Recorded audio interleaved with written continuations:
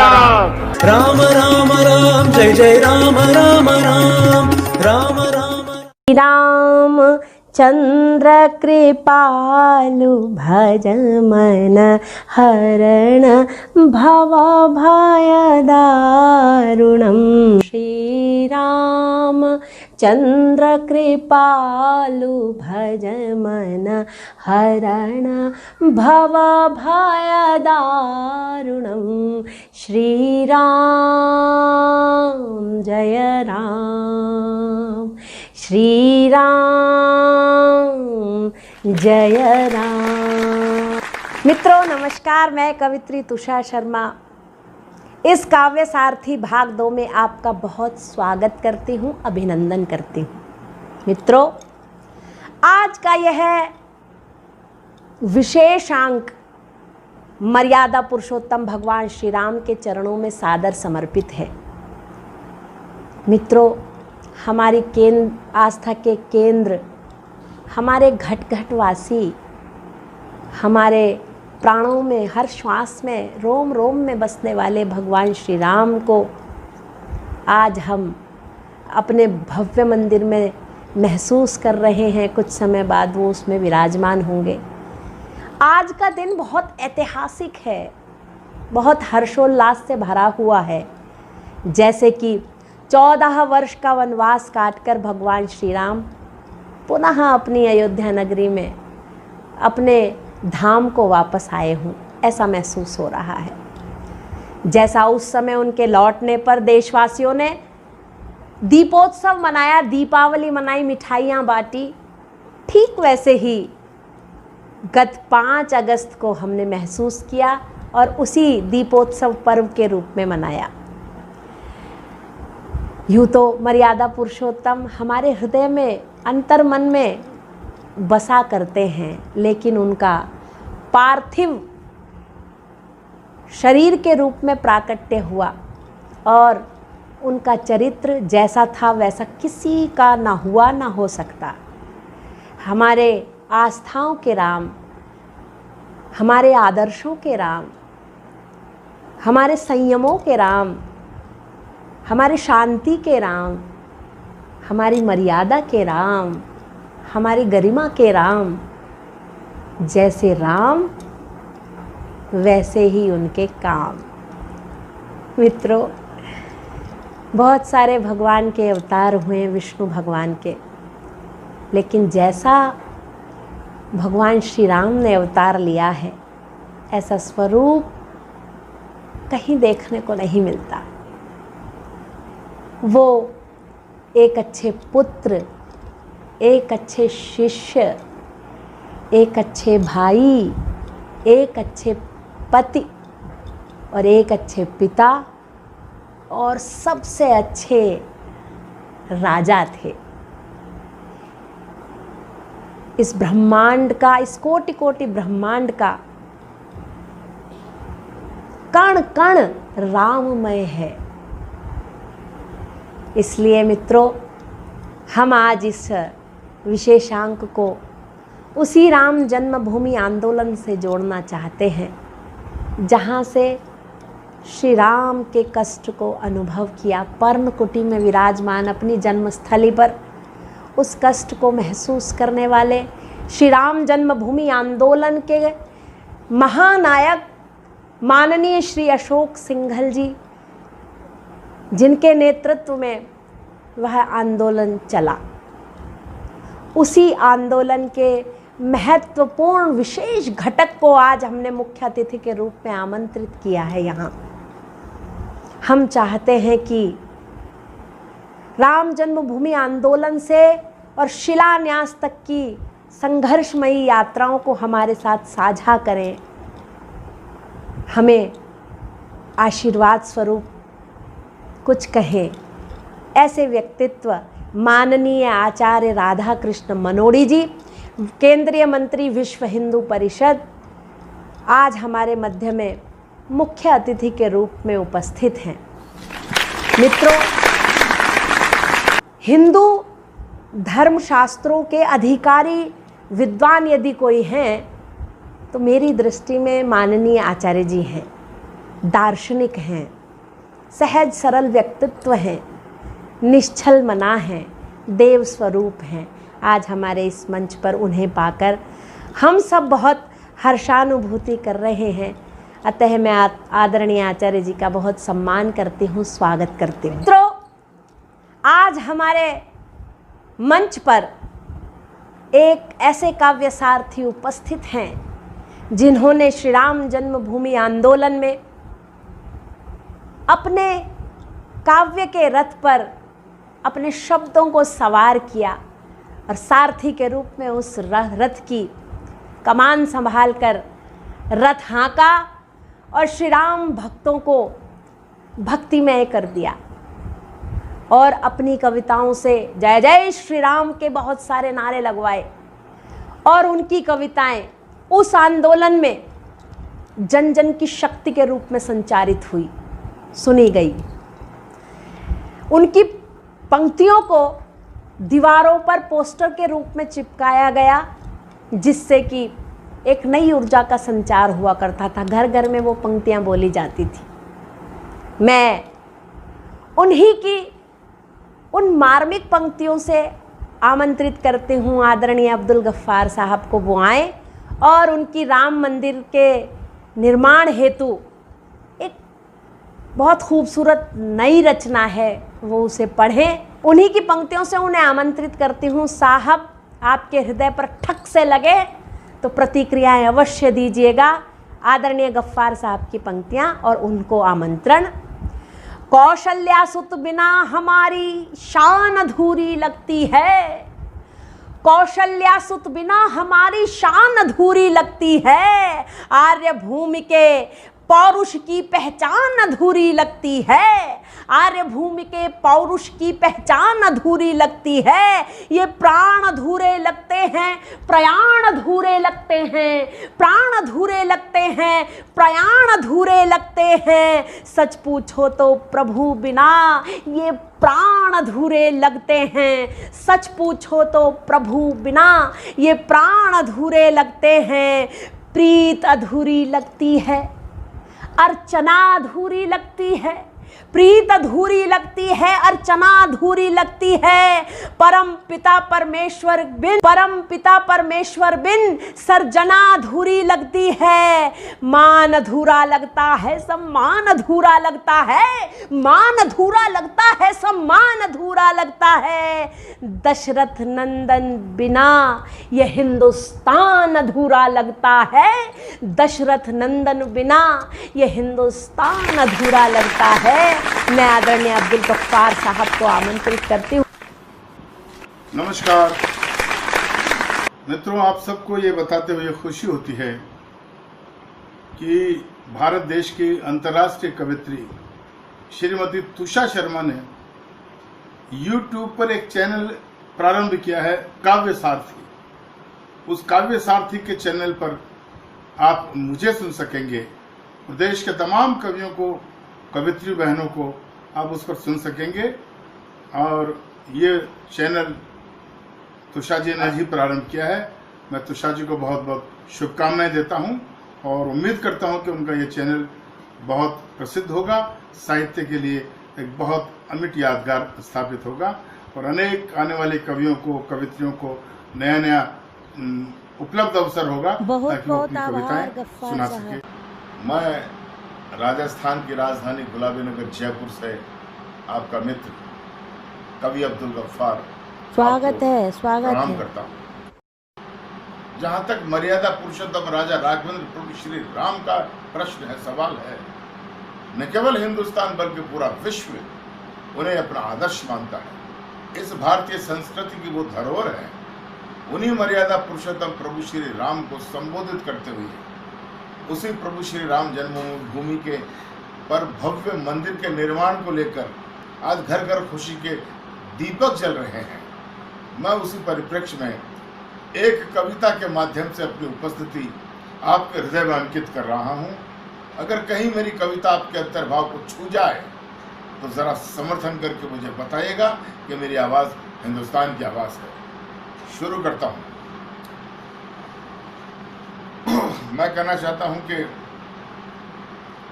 मनोवांछना सरयू की संपूर्ण हुई है अब जाकर, कि मनोवांछना सरयू की संपूर्ण हुई है अब जाकर, और बरसों की वो तपो साधना पूर्ण हुई है अब जाकर। ये मनोवांछना सरयू की संपूर्ण हुई है अब जाकर, बरसों की वो तपो साधना पूर्ण हुई है अब जाकर। अब जाके उस अवध धाम का जर्रा जर्रा मुस्काया, और अब जाके मां शबरी के सूखे बेरों में रस आया।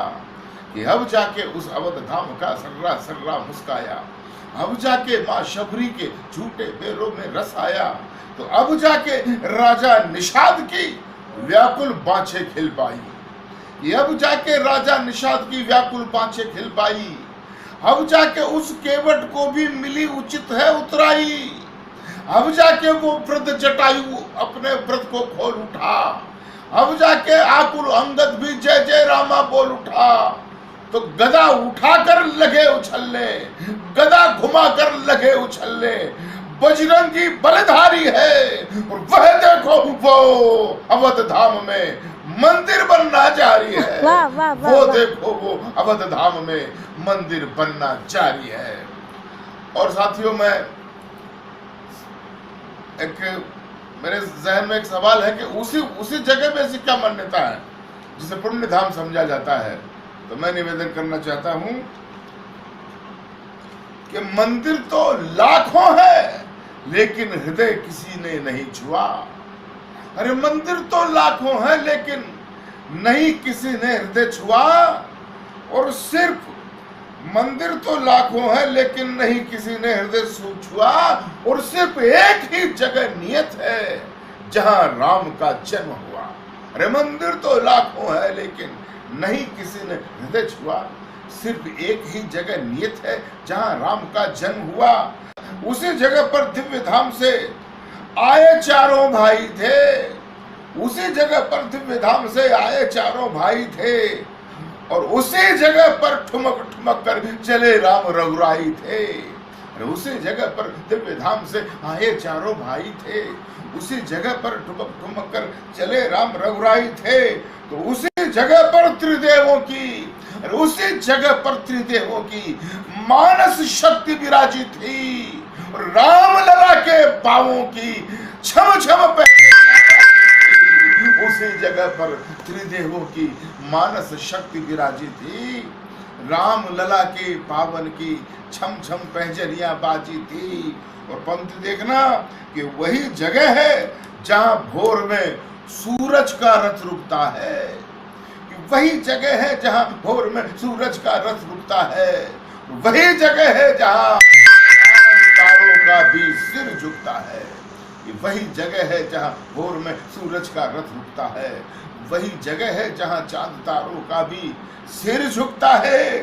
अरे वही जगह है जहां मनोहर, वही जगह है, वही जगह है जहां मनोहर राम लला मुस्काते थे, और ब्रह्मा विष्णु महेश देखने जिन्हें धरा पर आते थे। वही जगह है जहां मनोहर राम लला मुस्काते थे, ब्रह्मा विष्णु महेश देखने जिन्हें धरा पर आते थे। और पंक्ति सुनना, इसीलिए उस पुण्य धाम का, इसीलिए उस पुण्य धाम का दृश्य सभी को भाता है। अरे इसीलिए उस पुण्य धाम का दृश्य सभी को भाता है। इसीलिए उस पुण्य धाम का रजकण पूजा जाता है। और क्या खास बात है, निवेदन करता हूं कि जन्मभूमि का स्पर्श मात्र से, जन्मभूमि का स्पर्श मात्र से बुझे हृदय खिल जाते हैं, और इस धरती पर स्वर्गलोक के सुख दर्शन मिल जाते हैं। जन्मभूमि के स्पर्श मात्र से बुझे हृदय खिल जाते हैं, इस धरती पर स्वर्गलोक के सुख दर्शन मिल जाते हैं। तो राम राज्य आ जाए धरा पर, राम राज्य आ जाए धरा पर, अब उसकी तैयारी है। और वह देखो वो ताल ठोक कर मंदिर बनना जारी है। वह देखो वो ताल ठोक कर मंदिर बनना जारी है। और मित्रों, मैं निवेदन करना चाहता हूँ कि मैं भीतर से जैसा भी हूँ वो ही बाहर दिखता हूँ। मैं मैं भीतर से जैसा भी हूं वो ही बाहर दिखता हूं। मैं प्रचार के लिए नहीं, श्रद्धानत होकर लिखता हूं। तो मैं भीतर से जैसा भी हूं वो ही बाहर दिखता हूं। मैं प्रचार के लिए नहीं, श्रद्धानत होकर लिखता हूं। अरे राम हमारे भी पुरखे हैं, राम हमारे भी पुरखे हैं, राम हमें भी प्यारे हैं, राम हमारी इस संस्कृत के कालजयी उजियारे हैं। राम हमारे भी पुरखे हैं, राम हमें भी प्यारे हैं, राम हमारी इस संस्कृत के कालजयी उजियारे हैं। और पंक्ति सुनना कि आर्य भूमि इस भारत की पहचान राम से होती है, कि आर्य भूमि इस भारत की पहचान राम से होती है। और अंधकार को जगमग कर दे राम स्वयं वो मोती है। आर्य भूमि इस भारत की पहचान राम से होती है, अंधकार को जगमग कर दे राम स्वयं वो मोती है। पंक्ति सुनना कि अल्लामा इकबाल स्वयं भी श्री राम गुण गाते थे, अल्लामा इकबाल स्वयं भी श्री राम गुण गाते थे। वे रघुवर को इस धरती का अहले नूर बताते थे। और पंक्ति सुनना, अल्लामा इकबाल स्वयं भी श्री वे रघुवर को इस धरती का अहले नूर बताते थे। तो राम अतल में, राम धरा पर, राम व्योम में मिलते हैं। राम अतल में, राम धरा पर, राम व्योम में मिलते हैं। राम हमारे अंतर मन के रोम रोम में मिलते हैं। राम हमारी जीवन शैली, राम हमारी जीवन शैली, राम सुखों का सागर है। राम हमारे अंतर मन के उन्नत भाव उजागर है। तो अगर बुलाते मुझे वहां तो, अगर बुलाते मुझे वहां तो जलवा जोश जगा देता, और मैं भी लहू से राम लिखाकर एक ईंट लगा देता। मैं भी लहू से राम लिखाकर, मैं भी लहू से, अगर बुलाते मुझे वहां तो जलवा जोश जगा देता। मैं अपने लहू से राम लिखाकर, अपने लहू से राम लिखाकर मैं भी ईंट लगा देता। और पंक्ति सुनना कि मेरे इस संकल्प भाव का, मेरा ये संकल्प भाव ही सब लोगों पर भारी है। और वह देखो वो अवध धाम में मंदिर बनना जारी है। वह देखो वो ताल ठोक कर मंदिर बनना जारी है। वह देखो वो शंख बजाकर मंदिर बनना जारी है। वह देखो वो रामलला का मंदिर बनना जारी है। और मित्रों, अंतिम पंक्ति निवेदन करता हूं, इसके बाद हिंदुस्तान की फिजा क्या बदलेगी। हम देख रहे हैं कि इस मुद्दे को बरसों से हिंदू मुस्लिम में दंगे होते आ रहे हैं। कई गरीबों के घर जला दिए गए, कई ट्रेनें जला दी गई। लेकिन अब मेरा मानना है कि अगर ये भव्य रामलला का भव्य भवन बन जाता है तो फिजाओं में क्या परिवर्तन होगा। मैं निवेदन करना चाहता हूं, अंतिम पंक्तियों पर आपका समर्थन मैं कहना चाहता हूं कि खास तौर से इन पंक्तियों पर ध्यान दीजिएगा। मेरे इस कविता को लिखने का मकसद भी आपको मिलेगा और मेरे जीवन का संकल्प भी आपको मिलेगा। निवेदन करना चाहता हूं कि अब इस पल से, आज अभी से, अब इस पल से, आज अभी से मन महकाने वाला है, कि अब इस पल से, आज अभी से मन महकाने वाला है। और एक सुखद सौहार्द हवा का झोंका आने वाला है। अब इस पल से, आज अभी से मन महकाने वाला है। एक सुखद सौहार्द हवा का झोंका आने वाला है। अब सलमा सुल्ताना, अब कोई सलमा सुल्ताना गम में नहीं ढलेगी जी। अब कोई सलमा सुल्ताना गम में नहीं ढलेगी जी। अब कोई सीता सावित्री धू धू नहीं जलेगी जी। अब दंगों में रमजानी का नहीं झोपड़ा आएगा। अब दंगों में रमजानी का नहीं झोपड़ा आएगा। अब पंडित भी प्लेट सजाकर इफ्तारी की लाएगा। अब पंडित भी प्लेट सजाकर इफ्तारी की लाएगा। अब ना कोई ट्रेन जलेगी, अब ना कोई ट्रेन जलेगी, ना ही पत्थर आएंगे। इस पंक्ति पर खास तौर से ध्यान चाहता हूं। अब ना कोई ट्रेन जलेगी, अब ना कोई ट्रेन जलेगी, ना ही पत्थर आएंगे। होली, ईद, दिवाली सारे मिलकर साथ मनाएंगे। अब ना कोई ट्रेन जलेगी, ना ही पत्थर आएंगे। होली, ईद, दिवाली सारे मिलकर साथ मनाएंगे।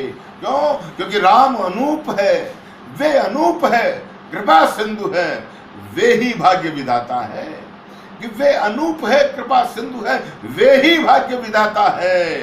और मंगल भवन अमंगलहारी हम सबके सुख दाता है। वे अनूप है, कृपा सिंधु है वे ही भाग्य विधाता है। मंगल भवन अमंगलहारी हम सबके सुख दाता है। और निवेदन करता हूं कि उन्हीं प्रभु की अनुकंपा से हर्ष छा गया है। देखो, उन्हीं प्रभु की अनुकंपा से हर्ष छा गया है। देखो, शिलान्यास के महापर्व का वक्त आ गया है। देखो, उन्हीं प्रभु की अनुकंपा से हर्ष छा गया है। देखो, शिलान्यास के महापर्व का वक्त आ गया है। देखो, घर घर घी के दीप जलाकर, घर घर घर घर घी के दीप जलाकर मंगल गीत सुनाए हैं। जैसे लंक जीत कर राघव अभी अयोध्या आए हैं। घर घर घी के दीप जलाकर मंगल गीत सुनाए हैं। जैसे लंक जीत कर राघव अभी अयोध्या आए हैं। और पंक्ति सुनना कि सूरज फिर से उगा धर्म का, सूरज फिर से उगा धर्म का, असुर शक्तियां हारी है। वह देखो वो ताल ठोक कर मंदिर बनना चाहती है। वह देखो वो शंख बजाकर मंदिर बनना चाहती है। वह देखो वो धूमधाम से मंदिर बनना चाहती है। वह देखो वो धूमधाम से मंदिर बनना चाहती है। नमस्कार, जय हिंद, जय भारत। लीजिए मित्रों, मैंने कहा था ना कि अब्दुल गफ्फार साहब वो आंदोलन से जुड़े हुए ऐसे विशेष कवि थे जिन्हें आंदोलन के दरमियान माननीय अशोक सिंघल जी ने सम्मानित किया था, उनकी कविताओं को जन जन तक पहुंचाया था। मैं ऐसे अब्दुल गफ्फार साहब का बहुत स्वागत भी करती हूं, अभिनंदन भी करती हूं और बहुत बहुत धन्यवाद भी देती हूं कि उन्होंने हमारे इस मंच पर आकर प्रभु श्री राम को समर्पित अपनी कविता प्रस्तुत की। मैं भविष्य में भी उनसे यही कामना करूंगी कि वो मन कर्म वचन से भगवान को समर्पित कविताएं लिखते रहेंगे और प्रस्तुत भी करते रहेंगे। लीजिए मित्रों, मैं भी एक रचना आप तक पहुंचाने का प्रयास करती हूं। मैंने भी भगवान श्री राम के चरणों में भगवान राम को समर्पित एक गीत लिखा है, मैं आप तक पहुंचाती हूं, सुनिएगा। अवध में फिर से आज दिन आया, अवध में फिर से आज दिन आया, अवध में फिर से आज दिन आया। कण कण बोले सिया राम धुन, कण कण बोले सिया राम धुन, राम राज है छाया अवध में, आज वही दिन आया, अवध में फिर से आज दिन आया। मर्यादा पुरुषोत्तम ने जो अवधपुरी में पाँव धरा, मर्यादा पुरुषोत्तम ने जो अवधपुरी में पाँव धरा। दीपमाल से सजी अयोध्या, दीपमाल से सजी अयोध्या, घर घर में उल्लास भरा। दीपमाल से सजी अयोध्या, घर घर में उल्लास भरा। चहुं ओर खुशियाँ हैं छाई, चहुं ओर खुशियाँ हैं छाई, हर एक मन मुस्काया अवध में, आज वही दिन आया, अवध में फिर से आज दिन आया, अवध में आज वही दिन आया। कण कण बोले सिया राम धुन, कण कण बोले सिया राम धुन, राम राज है छाया अवध में, फिर से वही दिन आया, अवध में फिर से वही दिन आया। और कुछ समय बाद उस भव्य मंदिर के अंदर राम लला सपरिवार होंगे। मैं कहने की कोशिश करती हूँ, सुनिएगा। राम लला उस पर्ण कुटी से भव्य भवन में विराजेंगे। राम लला उस पर्ण कुटी से भव्य भवन में विराजेंगे।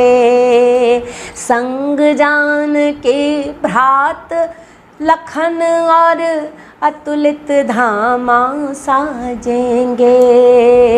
संग जान की लखन भ्रात अतुलित बल धामा साजेंगे। संग जान की लखन भ्रात अतुलित बल धामा साजेंगे।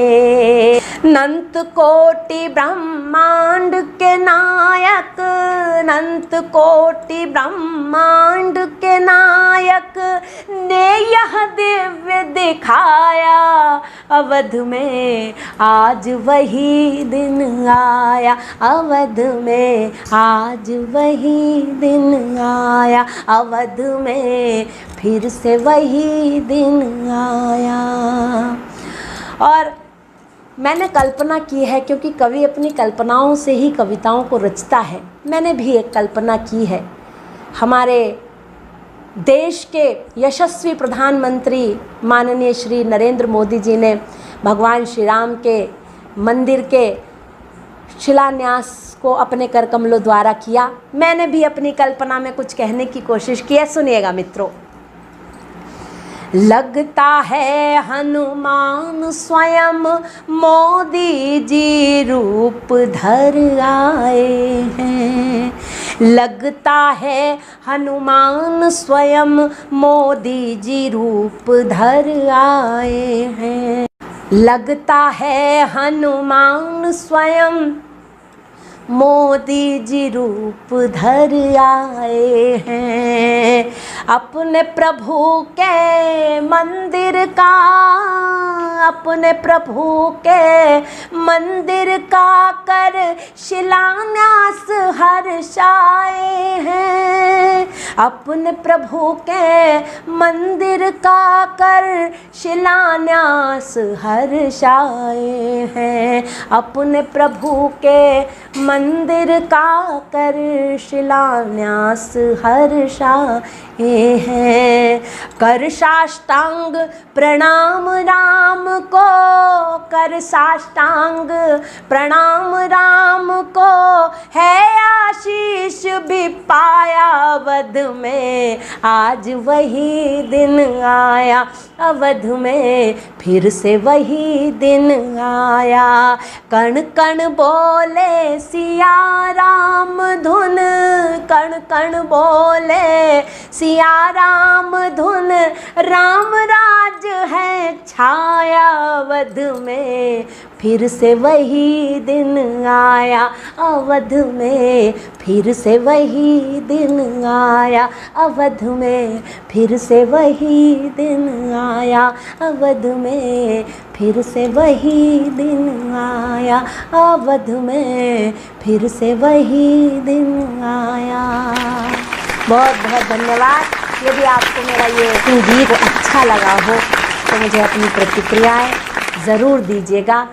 आदरणीय आचार्य जी को आमंत्रित करती हूँ, वो आए, श्री राम जन्मभूमि आंदोलन से लेकर और शिलान्यास तक की यात्रा हम सबसे साझा करें और हमारे इस काव्य सारथी मंच को अपना आशीर्वाद दें कि ये रोज़ रोज़ अच्छे अच्छे कवियों की खोज करें जो आने वाले समय में अपना स्थान बना सकें।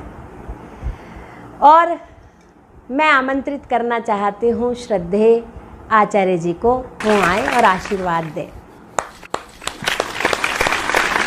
काव्य सारथी साहित्यिक काव्य मंच द्वारा एक पवित्र उद्देश्य को लेकर के काव्य संध्या आयोजित की गई। यहाँ काव्य संध्या में उपस्थित सभी श्रोताओं को नमस्कार। मैंने बड़े ध्यान से आनंद के साथ अपने कवि मित्रों को सुना, बहुत अच्छा लगा। जिस महापुरुष के नाम पर हमने काव्य संध्या आयोजित की है वह कोई सामान्य महापुरुष नहीं है थे। भगवान राम समूचे विश्व के सकल ब्रह्मांड के स्वामी हैं, नायक हैं। विश्व में केवल राम ही ऐसे महामानव के रूप में अवतरित हुए हैं जिनका प्रभाव विश्व के सभी देशों में है। महर्षि वाल्मीकि ने जो देखा, सुना, समझा, वह उन्होंने अपने रामायण जैसे कालजयी महाकाव्य में निबद्ध किया है। महर्षि वाल्मीकि की अमर रचना है रामायण, और आज विश्व की सभी रामायणों का आधार भी महर्षि वाल्मीकि की रामायण ही है। भगवान राम को साक्षात धर्म स्वरूप माना गया है। रामो विग्रहवान धर्मः। मर्यादा पुरुषोत्तम राम का जन्म अयोध्या में हुआ। अयोध्यापुरी का वर्णन सभी शास्त्रों में, पुराणों में वर्णित है। लेकिन दुर्भाग्य से विदेशी साहित्यकारों ने राम और रामायण को नकारने का प्रयास किया, लेकिन वो हिंदू समाज की आस्था के केंद्र में रहे। आज से 500 वर्ष पूर्व एक आक्रांता शासक बाबर ने श्री राम मंदिर को ध्वंस किया। तब से आज तक लगातार कई आंदोलन होते रहे, लेकिन सन 84 से और सुप्रीम कोर्ट के निर्णय आने तक हिंदू जागरण के पुरोधा, नव जागरण के पुरोधा, सच्चे अर्थों में महानायक दिवंगत माननीय श्री अशोक सिंघल जी के नेतृत्व में ऐतिहासिक जन आंदोलन हुआ। राम जन्मभूमि पर मंदिर निर्माण के लिए जो ये मुक्ति आंदोलन चलाया गया, वो अपने आप में ऐतिहासिक आंदोलन था। सारा भारतवर्ष आंदोलित हुआ। हर हिंदू इस आंदोलन से जुड़ा, हर हिंदू की सहभागिता रही, और हमारे यशस्वी प्रधानमंत्री परम राम भक्त माननीय श्री नरेंद्र भाई मोदी ने गत 5 अगस्त को शिला पूजन भी किया। उनके पावन कर कमलों द्वारा चांदी की ईंट को लगा करके शिला पूजन हुआ, और वास्तव में ये हिंदू राष्ट्र, हिंदू संस्कृति, हिंदू धर्म के रक्षण की दिशा में महत्वपूर्ण समय माना जाएगा कि उनके काल में मंदिर निर्माण प्रारंभ हुआ। आज सारा हिंदू समाज दिवाली मना रहा है, बहुत उत्साहित है, हर हिंदू उत्साहित है। ऐसे समय में हमारे कवियों ने जो रचना सुनाई वह सामयिक है, बहुत अच्छा लगा। संचालिका कवयित्री तुषा शर्मा स्वयं अंतर्राष्ट्रीय ख्याति प्राप्त कवयित्री हैं। उन्होंने विदेशों में अपना परचम लहराया है। उनके काव्य पाठ की वहाँ के अधिकारियों ने, लंदन के हमारे साहित्य प्रेमियों ने मुक्त कंठ से प्रशंसा की है। वास्तव में वो बधाई के पात्र हैं कि वो इस प्रकार का आयोजन कर रही हैं। बहुत बहुत आभार। मैं योग्य नहीं था कि आप मुझे अतिथि बनाते, लेकिन उनका आग्रह रहा, क्योंकि मैं भी इस आंदोलन से जुड़ा रहा। सन 84 से और कोर्ट के निर्णय आने तक लगातार मैं सहभागी रहा हूँ, साक्षी रहा हूँ आंदोलन में। यहाँ पर हमारे आदरणीय कवि, मैं कहूँगा महाकवि और वर्तमान में एक यशस्वी साहित्यकार आदरणीय श्री अब्दुल गफ्फार जी भी बैठे हैं। मैंने उनकी रचनाएं पढ़ी हैं, उनको सुना है, और मैं प्रसन्नतापूर्वक कह सकता हूँ कि इस समय भारतवर्ष में अगर काव्य के क्षेत्र में उत्कृष्ट लेखन कोई कर रहे हैं तो वो अब्दुल गफ्फार जी कर रहे हैं। मैंने उनकी वामनावतार रचना में माँ के ऊपर जो कविताएं लिखी हैं वास्तव में वो पठनीय हैं, प्रशंसनीय हैं। मैं उनको भी बहुत बहुत साधुवाद देता हूँ कि वो साहित्य की श्री वृद्धि में, सही कहा आपने, साहित्य की श्री वृद्धि में इसी प्रकार अपना योगदान देते रहें। सभी कवियों कवित्रियों को नमस्कार, श्रोताओं को नमस्कार। जय श्री राम। मित्रों, श्रद्धेय आचार्य जी ने बहुत थोड़े से समय में बहुत बड़ी बात हमारे इस मंच को आशीर्वाद स्वरूप कही। मैं उनका बहुत धन्यवाद देते हुए कि वो हमारे इस मंच पर सहजता से उपस्थित हुए, मैं उनको बहुत धन्यवाद देती हूँ, उन्हें बहुत प्रणाम करती हूँ, अभिवादन करती हूँ। मित्रों, काव्य सारथी का भाग 2 कैसा आपको लगा? इसमें कहाँ सुधार की आवश्यकता है, इसे हमें अवश्य बताइएगा, जिससे कि हम इसे और अच्छा बना सकें। आपके सुझाव और आपके जो भी अच्छाई बुराई हो वो आमंत्रित है, वो आप दें और हमें बताएं कि हम इसमें और क्या अच्छा कर सकते हैं। और मैं अब आपसे विदा लेना चाहती हूँ अगले भाग 3 तक के लिए, और जिसमें हम 15 अगस्त स्पेशल कार्यक्रम करेंगे और देश के ओजस्वी कवियों को आमंत्रित करेंगे।